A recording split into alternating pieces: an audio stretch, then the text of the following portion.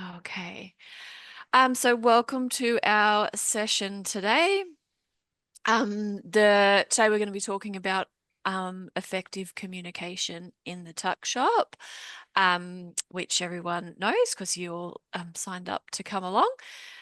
So before we start though, I would just like to acknowledge the traditional owners and custodians of the land across Australia, and their connections to land, sea, and community. I pay my respects to elders past, present, and emerging, and extend that respect to all Aboriginal and Torres Strait Islander people here today.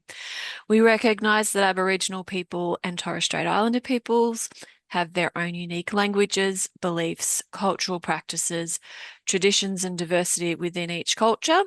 And some of you might have heard me say before how I like to think of an acknowledgement of country as men and women meeting together for thousands of years, talking about how they can improve the health of their community and their kids, which is exactly what we're doing.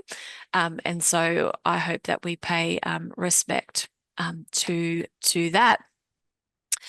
So if you don't know me, my name is Naomi. I am a dietitian, and I'm also the project manager for the Healthier Tuckshops program. I'm the lucky girl who gets to travel around and support all you wonderful people out on the ground in Tuckshops, which is really wonderful. So as I said, I am a dietitian by trade. I'm also a parent of three school-age daughters, so I get to practice my communication skills, particularly conflict resolution, um, every single day. You can find me at Quast on Monday, Wednesday, and Friday, but in term three, that's going to move to Monday, Tuesday, Wednesday. My contact details are on the screen there, but I will send everyone an email after, probably on Wednesday, so you can keep my details handy if you've got any questions or anything that you would like to know. So I do ask everyone just to be on mute for the session, just because Zoom does pick up a lot of additional background noise. But if you've got a question, feel free to jump off mute and ask. That's no worries at all. I do try and keep an eye on the chat, but sometimes I just forget to look there because I get a bit carried away with talking. So feel free to, yeah, come off mute and ask me any questions as you need to. So, in terms of a bit of a cost update from us, so I just thought I'd mention the Food Safety Supervisor course. This one's is run virtually and face to face, and it does run all day.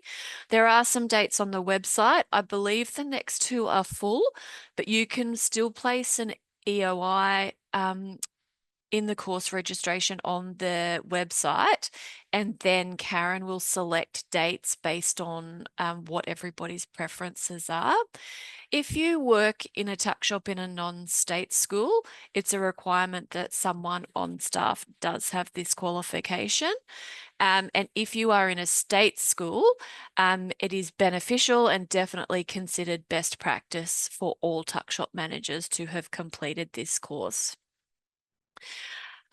We are also in the process of combining the previous Pathway to Profit and the previous convener courses into one course that covers all things tuck shop. So through from pricing, information, resources, menus, kind of a bit more of a one-stop shop course. We did find that there was a lot of double up between those two courses. So we just thought, let's just make it easier. Let's have one. And that's going to be available, or that will be ready to go from July. On the screen as well, we have the Healthy Menu Planning course. So this is free online, it's self-paced. It covers basic nutrition, planning the menu, and some basic marketing of your menu. If you've registered and you're having any issues with that course, whether it be IT or the content, please reach out. I'm happy to help you. And as well as being valuable to you, this course is actually really important for us as well, because we report to Health and Wellbeing Queensland the number of enrolments as well as the number of completions, because it does form part of our deliverables, which is linked to that Healthy Tuck Shop funding.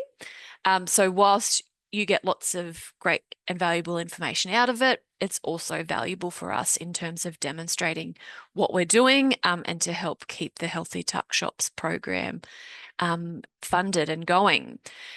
New resources in the last couple of weeks. A new podcast hit the website last week, which is about catering for vegetarians and plant-based diets in your tuck shop. This is particularly, I guess, relevant to high schoolers, because there's definitely a bit of a wave of teenagers who decide to subscribe to a vegetarian diet. And so it's good to kind of know in the tuck shop how you can work with that and still provide them nutritious, delicious meals. Recipes, there hasn't been any new recipes the last couple of weeks. I have been very snowed under, but hopefully in the school holidays I will get back to recipes and get a few new ones on the website for you. As I say, most weeks, if you're looking for a resource and you can't find it, or you can't find some specific information that you want, let us know. We can either find it for you, or we can look into creating a resource that meets those needs. Because chances are, if you want it, someone else will find it valuable as well.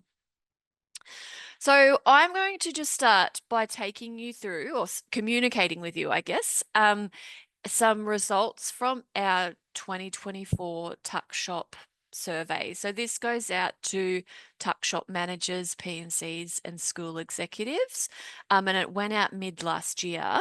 And so I've just been going through some of that data, kind of having a look at it, and so I thought it would be valuable to communicate some of this information with you guys.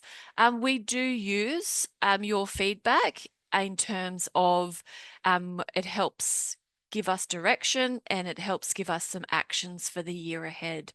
So we will send the 2025 one out. It will go out again mid-year. And so I do encourage you just to complete that when you see it hit your inbox, because yeah, we do use the information. So in terms of last year's survey, 157 people responded, and it was a mix of members and non-members. Most people who responded had been working in the tuck shop for more than 3 years, and there was only about 15% who were new to the organisation, and quite a few had been there for kind of five years plus. Of those who have attended one of these meetings, 44% said they were excellent, and another 38% said they were very good, which is encouraging for me. And then 89% of people who completed the survey rated the phone or the email support from Quast as good or very good. So that's encouraging for us, knowing that if people contact us, they feel that we're supporting them. So in terms of menu improvements, I found these results really encouraging. So of people who responded, over 75% said that they felt they'd learnt something from either Quast training, resources, or from these network meetings. Over 70% feel more confident in providing healthier food and drink choices to children, and 80% made changes to their menu, which is really exciting. And whilst these are all great results, I guess from my point of view and from my role, I would really love to see these numbers get even better. So I guess it would be my vision to say that I want everybody in a tuck shop to feel confident in providing healthier food and drinks to children. And we can do that through these meetings and resources. And then with the last one from the survey, when asked what do people want to see more of on the website, everybody overwhelmingly wanted to see more recipes. So I have been trying to do that this year. And as I said, I have dropped off a little bit in the last couple of weeks, but I will get back to it. Lots of people were also interested in recipe costings. So, what price do you put on a product to make it profitable while still maintaining its appeal? And we do have some templates for these in the members section of the website, but we'll certainly revisit these potentially in one of these network meetings over the next year. And people also asked about or were keen to see menu planning resources. So the healthy menus planning course, as I mentioned before, definitely fits into this category and it is a great resource. But just on that course, we probably will be reviewing that content in the next 12 months. And so if you do the course, just take a minute or so to do the feedback at the end, so that we can look at that and make sure the training is being delivered in a kind of the training and its delivery is being, is on point and relevant.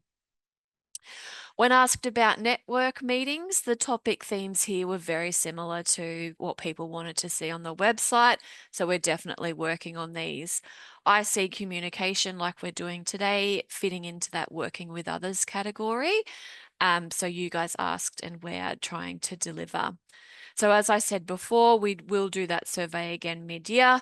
So yeah, look out for it and let us know, give us your feedback so that we can get some direction and we do honestly use it.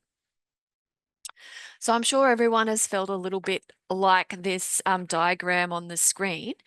In your role in the tuck shop, you feel torn between meeting the needs and keeping everybody happy, from the students, the P&C or the school community, and the school executive. Not only do these parties compete for your energy and for your time, you also need to communicate different messages to them, and your communication style is also going to be different. The tools you use to communicate are also going to be different. Some of these are better off in writing, and some are definitely better off face to face. And the way you talk to the kids in prep is going to be different to the way that we report a profit and loss statement to our line manager. So, regardless of who we're communicating with, we need to make sure our message is clear and in order for it to be understood, or the best chance of it being understood. We will step through some strategies for maintaining open and effective communication with all of your competing stakeholders and how to make your message clear. I probably could have added a fourth circle on there as well about communicating with volunteers, as sometimes that's different again, but we will cover that one as well. So first up, communicating with your line manager. It's important for staff to have a clear line manager to report to and receive instruction from. It can be difficult and confusing for more than one person to be liaising with and interacting and instructing Tuckshop staff. So staff and or volunteers need to know who they report to if it's not you, and whether they go to the P&C or the business manager, and that goes for you as well. You need to know who you go to with issues or requests. Elements in this line manager communication include current and accurate contracts. And so how many hours are you being paid to work? If you routinely work more than that, and you're not paid for it, you need to be able to discuss this with your line manager.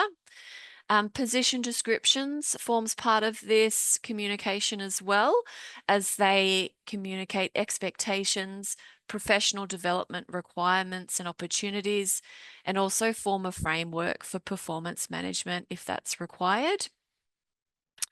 In almost every tuck shop I go to, the tuck shop manager will only meet with their line manager on a very ad hoc basis. So if they've got an issue or if something breaks or if they need something.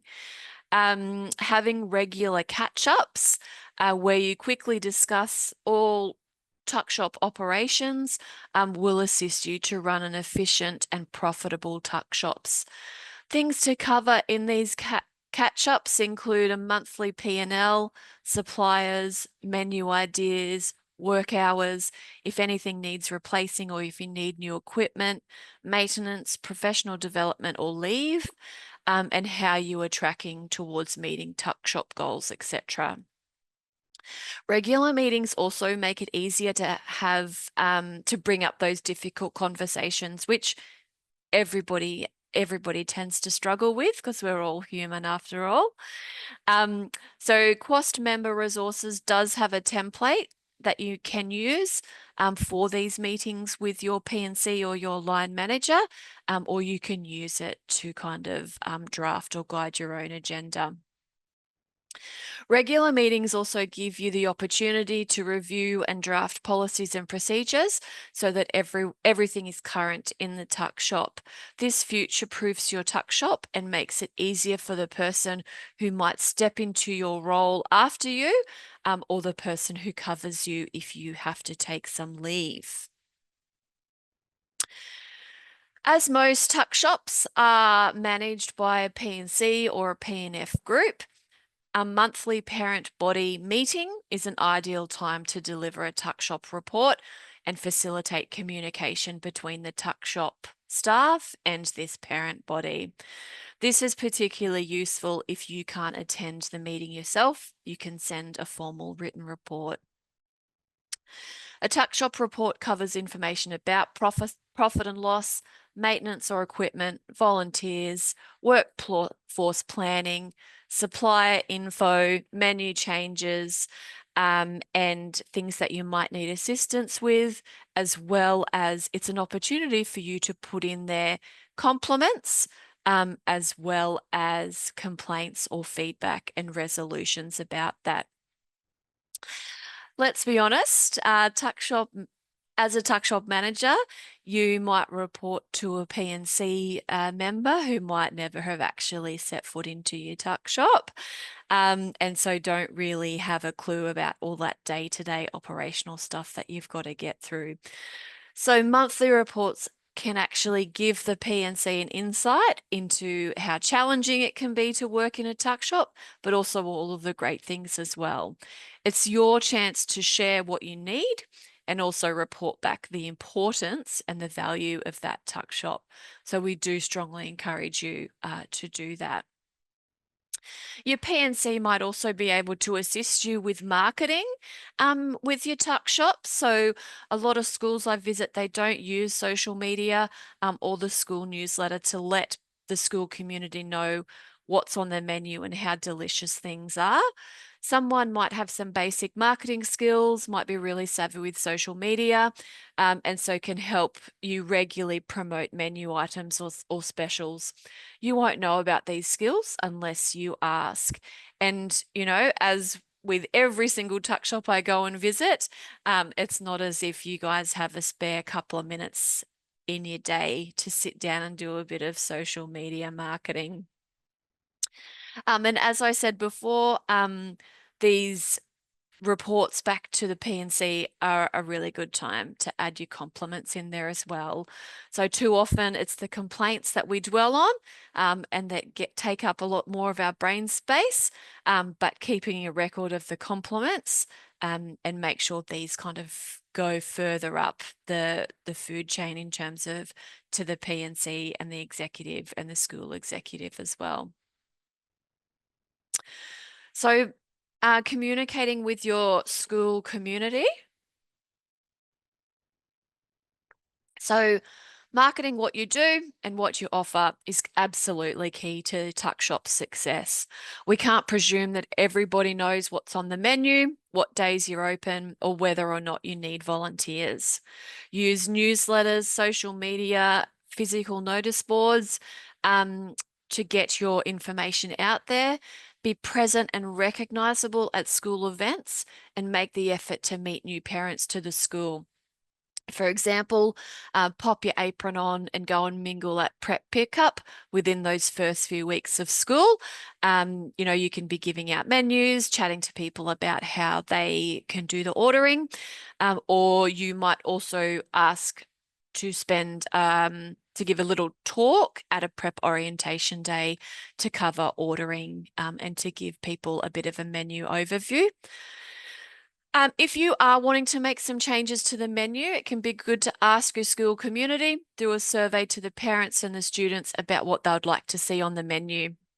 You can also ask them about feedback on prices, days that the tuck shop's going to open, and things like that.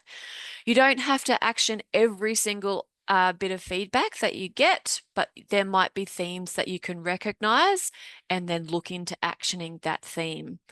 Asking kids what they want to see on the menu is often very valuable insight as well. If you do get feedback, it is important to acknowledge this. So sometimes people might come to the tuck shop and give you feedback, or they might send you an email. So we need to acknowledge that. This can be really challenging if it is a complaint. Human instinct kind of tells us to react, but professionally, we need to provide a measured response. If you feel yourself wanting to react, it's okay to say, thanks for your feedback. I'll look into it and I'll get back to you. And then when things have calmed down a bit, go back and look at the facts, and then you can piece together a response that's not emotionally tied in with your at that initial response. Over, the last decade or so, I definitely feel that people are more likely to put a complaint in writing than they are to come and say it to your face at the tuck shop. So I personally would rather have that conversation with someone, because then I can measure the emotional involvement and you can read people a little bit better. However, an email does let you kind of write, edit, and rewrite that response so that it might help take that emotion out of it. If a complaint is inflammatory, or if it is directed at you, it is okay for you to pass that further up the food chain from you, pass it on to your business manager, pass it on to the P&C, and ask them to respond.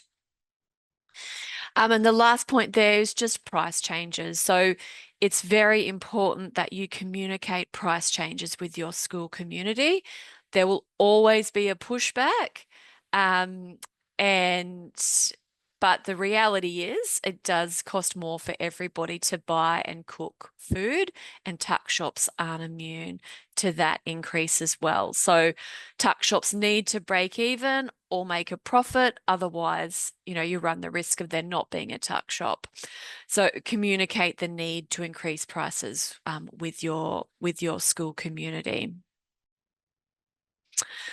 So communicating with your students. So I asked my 10-year-old what she felt would be some good tips for tuck shop managers in communicating with their students. And she said the first thing was to be clear with times that things are for sale and what items are for sale when. So your school might only do frozen snacks at second break. So make sure your kids, the teachers, and the parents know this. And she also suggested to use signs and pictures that give instructions where to line up. For example, if there's a pre-order line or if there's an over-the-counter line. I thought they were pretty good suggestions to start off with. I'm going to circle back to marketing again. I hope you guys are getting the impression that marketing is very important. So make sure you have pictures of the food at eye level that kids can see what's available, what things look like, when they can get it, and how much it's going to cost. It's important to remember that the students are your customers. Speak to them in a way that will encourage them to keep coming back and spending money at the tuck shop. Speak kindly, be gentle, and don't get too gruff when they can't or don't follow instructions. And make sure we acknowledge their feedback as well, just like we would acknowledge any other feedback. I also appreciate that it can be hard not to get frustrated with them if you've given them the same instruction multiple times. But I guess as adults, we wouldn't continue going back to a cafe if someone spoke to us in a bit of a gruff way. So just remember they are our customers, and that's what we're primarily we're there to serve them as the customers. I was at a school recently, and the convener was telling me how the tuck shop has become a really safe space for her students. So the older kids actually often come and open up with her, and they talk to her in a way that they don't necessarily talk to their teachers because she has that little bit of a different relationship with them. So sometimes it's just the kids debriefing, and sometimes she might give them a little bit of advice. And sometimes if she thinks this is a little bit too much for me to try and deal with, she actually takes them up to the guidance counselors where they can get more help. So I loved hearing this story. It just really reminded me that how sometimes we never know the impact that we have on somebody, until way down the track. And I'm sure that's the same. I'm sure that's true for this convener, and I'm sure it's true for people all over the state as well. So communicating with volunteers and also your assistants that might be working with you in the tuck shops. So we've got to remember that volunteers give up their own time for nothing. We need them to know that we appreciate them. Ensure that volunteers have a clear understanding of what you need them to do. Make sure you give them an initial orientation and run through the tasks that you want them to complete. We recommend daily run sheets and procedures be on display so that volunteers can complete tasks with minimal assistance. For example, don't presume everyone knows that you put 2 slices of ham on a ham sandwich. Have a simple process of what goes on what sandwich up on the wall where those sandwiches get prepared. For assistants employed in the tuck shop, it's very similar to what we covered earlier with your line manager. Make sure they have a current contract, a current position description. Consider staff meetings so that everyone knows what's happening, and that they can come to the table with ideas to help improve the operations of the tuck shop. If you are having difficulties with an employee or a volunteer, you need to be able to discuss this with them. This is where a position description is important. So you can come back to it and say, this is what you're employed to do, or this is what we need our volunteers to do, and you're not following that particular instruction, or you're not doing that. These can be very difficult conversations to have. I'm not saying that you would say them that easily as I just rattled off then. So I encourage people, if you do have to have these conversations with people, then make sure you go back and write it in your diary about, what was said, what was discussed, so that then if you have to come back to that again, you've got it written down to say, we had this discussion back in April about how we followed this process, and I can see we're still having trouble with it. So then you've kind of got a record of when you've had to have these conversations, and also the outcome of those conversations as well. So we have kind of talked about lots of different tips, and I appreciate that it's 3 o'clock, so I'll quickly race through these. I did say I had so much talking today. So in terms of some other communication tips, so using or stuff that we've talked about. So use reports and have meetings to keep stakeholders informed of tuck shop operations. Take feedback on board, be willing to action it, but also be prepared to walk away and come back to it if you're feeling too emotionally involved. And use lots of different communication methods to market what you do and the great service that you offer. Use signs, pictures to help communicate with students, staff, and volunteers. Be kind to yourself, to your staff and to your volunteers and also to your customers. Sometimes this can be a challenge, but yeah, we will just kind of, I always circle back to treat others how you would like to be treated. So a couple more points there. Just be honest. Sometimes this might take a little bit of diplomacy, but it is important to always be honest. If suggesting change, make sure you have evidence or some realistic solutions ready to discuss or raise. And as I said before, if you have to have a difficult conversation, be prepared and make notes or points to cover before you go into that. If you remain calm and you've got a plan of what you want to say, you'll be able to articulate your message a little bit better. So I will send through in my email a link to these resources. So some of them are member resources and others are available for free through the Healthier Tuckshops program. So I can send those through to you in a couple of days. So some on conflict reporting, marketing, things like that. And I appreciate I've just talked and talked and talked, but does anybody have any questions?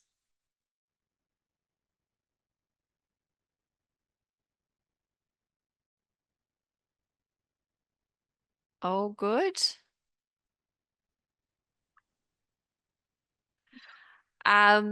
So in terms of what's coming up next, so this was our last um meeting for the term. So I hope everybody has a lovely and safe school holidays. As of term 3, we will be moving these meetings to a Tuesday.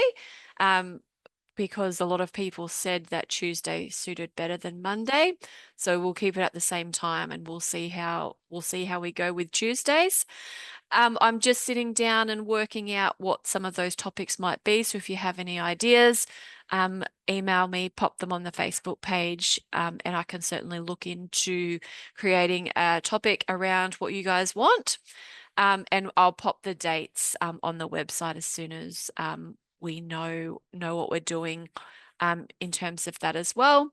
So there will be a recording on the session. If you didn't catch something I said because I talked so fast, we will pop that on the website. It's usually up by tomorrow afternoon or Wednesday, and I will email out the PowerPoint to anybody in case they want to look back on that as well. Please keep in touch. We're here to support you. That's what we like to do. And yeah, if no one's got any other questions, I'll see you next term.